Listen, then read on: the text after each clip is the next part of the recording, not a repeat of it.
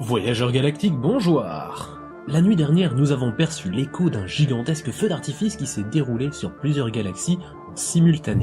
Sous le nom d'opération Rêve de Napalm, la contre-offensive des projets a frappé un grand coup dans la guerre en cours, dépassant le stade de la simple guerre froide.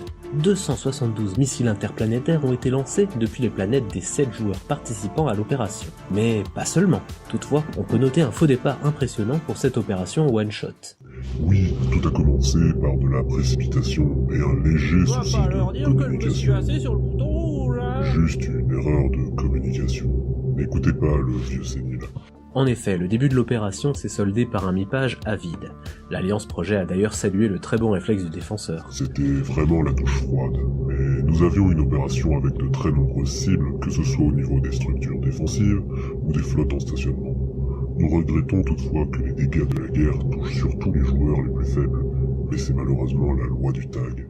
Au petit matin, avec 14,7 millions de pertes côté BH contre 7300 côté projet, nous pouvons également comptabiliser plus de 3,7 millions de flottes perdues. Ce sont là les premières pertes humaines. Nous avons d'ailleurs eu quelques échanges avec Shipster, la principale victime de cette nuit, qui ne peut que pleurer les hommes qui sont morts. Dans une guerre interstellaire, l'homme n'est parfois qu'un pion.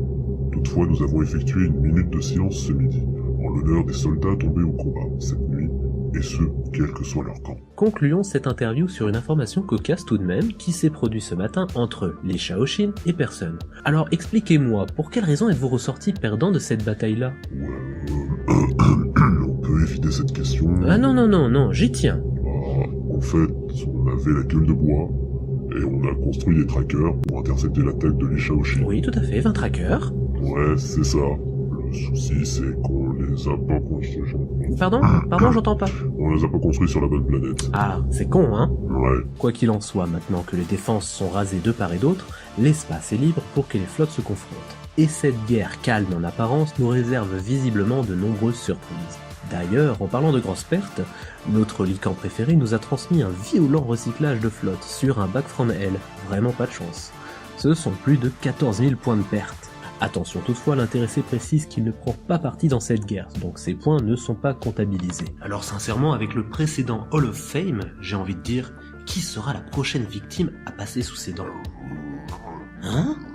Bon info de dernière minute, il le lisait, top 1 honorifique de l'Alliance Cylon vient de se faire RC pour presque 10 millions de bénéfices pour Weir. Réaction, il a MV, on va plutôt dire qu'il rage quitte, hein. On sait bien ce qui se passe. Quoi qu'il en soit, sortez couvert parce que le loup rôde.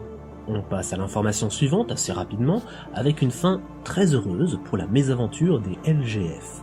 Le défenseur qui avait fast-click 20 000 lance-missiles s'est repenti en se laissant recycler, et avec le soutien de Xariakini et Ares, les LGF ont ainsi pu se refaire. Je pense tout de même que l'on peut dire merci aux défenseurs pour ce beau geste fair-play. Nous conclurons donc ce journal par deux dernières informations, plus tristes malheureusement. Enfin, c'est vous qui jugerez. 2 joueurs nous quittent apparemment de manière définitive. Lloyd Banks et Lady Gaga. On ne peut que vous souhaiter bon vent pour les raisons qui vous y poussent. C'était l'insupportable personne pour vous servir. Hop, attendez avant de partir. Que penseriez-vous d'un concours roleplay entre nous, entre joueurs de Fenrir? Et le gagnant, je sais pas ce qu'il va gagner, mais on verra bien.